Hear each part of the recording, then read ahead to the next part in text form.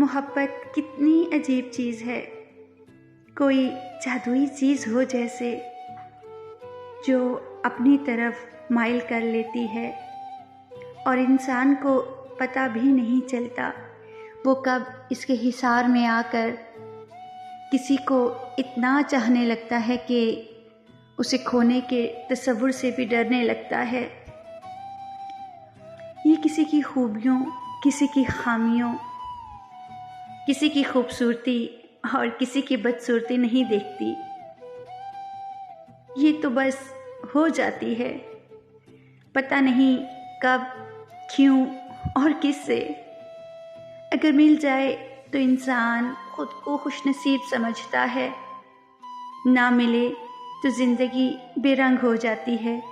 اس کے رنگ اس قدر خوبصورت ہوتے ہیں، انسان بس ہر دم ان میں ڈھلتا چلا جاتا ہے۔ کسی اکڑ مزاج کو عاجز بنا دیتی ہے، کسی کی خاموشی کو گفتگو میں بدل دیتی ہے، تو کسی کی اداسی کو خوشی میں، مگر اس کا ہر رنگ ادھار ہے۔ یہ روٹھ جائے تو اپنے سارے رنگ سود سمیت واپس لے جاتی ہے۔